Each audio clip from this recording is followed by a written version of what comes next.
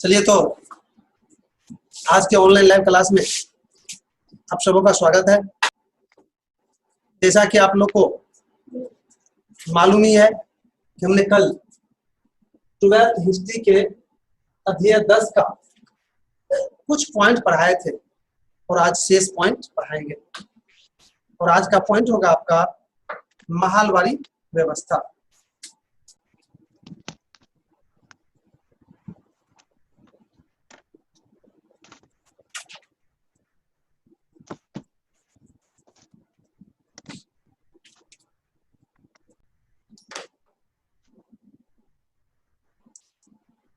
अगर आप लिख लिए हैं तो पेन एक बार नीचे रखिए, समझ लीजिए इसको अच्छी तरह से।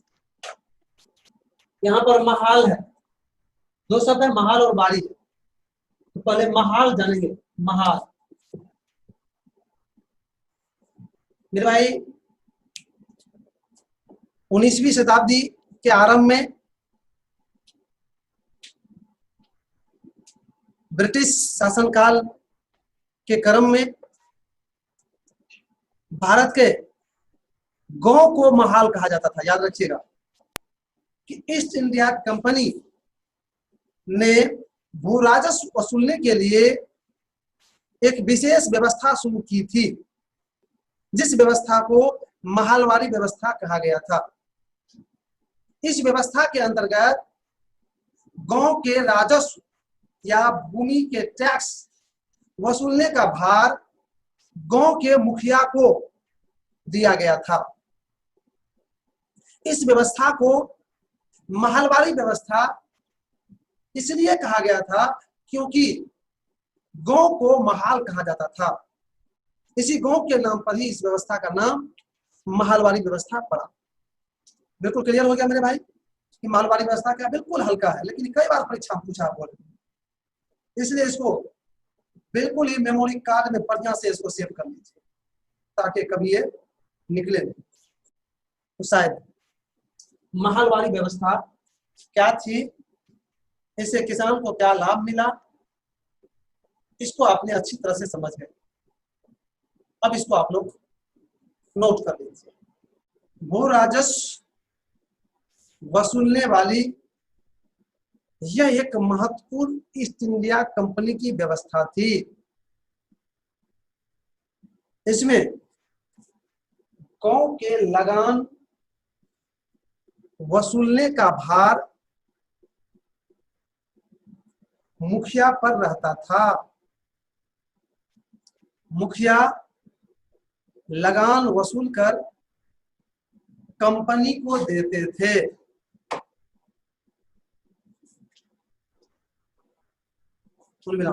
उस समय गांव को महाल कहा जाता था, अतः महाल के नाम पर ही इस व्यवस्था का नाम महालवाड़ी व्यवस्था पड़ा। इस व्यवस्था में भी लगान की दर काफी अधिक थी, इसलिए किसान पर बोझा बढ़ता चला गया।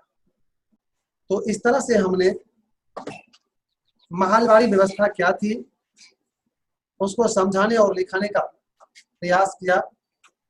फिर भी अगर कोई भी डाउट इससे संबंधित आपके मन में है तो आप हमसे क्वेश्चन पूछ सकते हैं। जी सर, मुखिया किसान से क्या शोषण करते थे?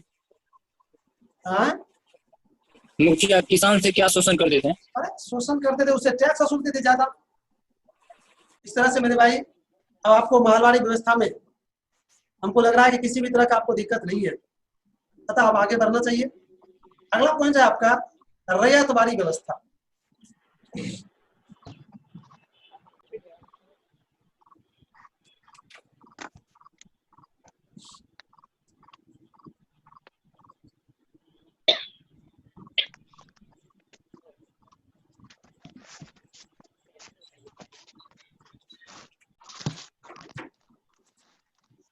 मेरे भाई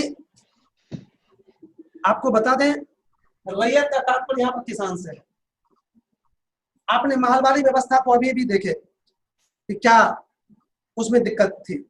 उसमें जब दिक्कत होने लगा मेरे भाई, तब रैयतवारी व्यवस्था ईस्ट इंडिया कंपनी ने शुरू किया। इसमें क्या किया मेरे भाई, वो सुन लो, ध्यान से सुनना, रैयतवारी क्यों नाम पड़ा है। इसमें किसान को ही भूमि का मालिक बना दिया, अर्थात उसके पास जो भूमि था उसका मालिक किसान को ही बना दिया, पिछला लोग जितना था उसको हटा दिया। अब डायरेक्ट किसान ही अपने से टैक्स जाके जमा करते थे, इसलिए इस व्यवस्था को रैयतवारी कहा गया, क्योंकि इसमें किसान ही सब कुछ थी। तो शायद आपने समझ गए कि ये रैयतवारी व्यवस्था क्या है। तो मेरे भाई जी सर।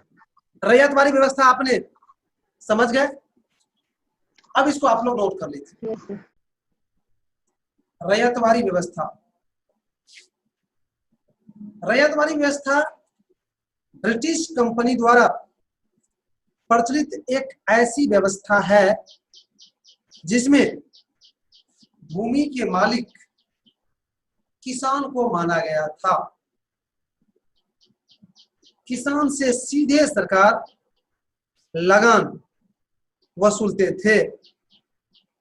यह व्यवस्था 1812 ईस्वी में आंशिक रूप से लागू हुआ। इसमें उपज का आधा भाग लगान के रूप में लेने की व्यवस्था की गई। वैसे लगान की राशि अस्थायी नहीं थी, समय बदलने पर लगान भी या लगान की दर भी बदल जाते थे।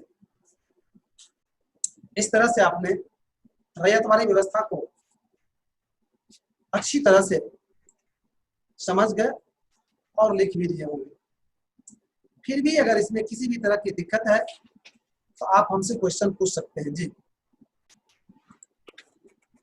सर, यहाँ पर रैयत का अर्थ रैयतवारी का रैयत का मतलब होता है किसान। जी और कोई? लगान की राशि सर कैसे अस्थायी नहीं था? अरे लगान की दर उस नियम में था कि अस्थायी नहीं है। अभी जैसे ले रहा है आधा, तो उससे कम भी हो सकता था अगले साल, उससे बढ़ भी सकता था अगले साल, तो अस्थायी नहीं हुआ। चलिए तो अब हम अगले पॉइंट की ओर बढ़ते हैं, और अगला पॉइंट इसी में है, इसी का रैयतवारी व्यवस्था के दुष्परिणाम, अर्थात इस व्यवस्था का क्या दुष्परिणाम पड़ा वो लिखाने जा रहे हैं। लिख लीजिए, नोट में लिख लीजिए।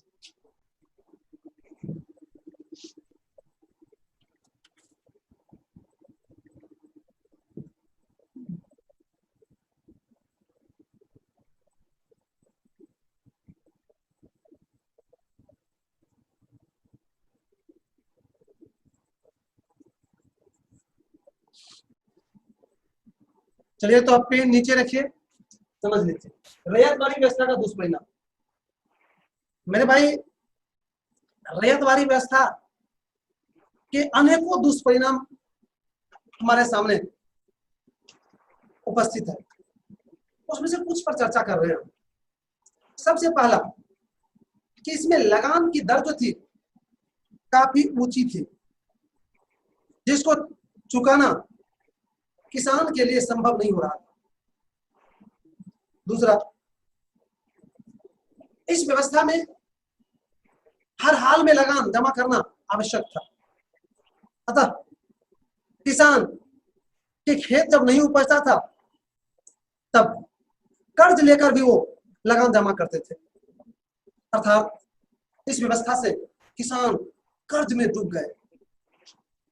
इतना ही नहीं, किसान अपनी भूमि को भी गिरवी रख देते थे, दूसरे को दे देते थे, और इस व्यवस्था से कई किसान भूमिहीन हो गया।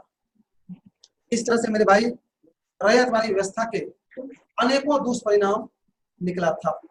मेरे भाई मैं आप लोग को होमवर्क दे रहा हूं, कल क्लास शुरू होते ही मैं 5 मिनट इसी पर डिस्कस करूंगा आपसे, और एक एक करके पूछूंगा।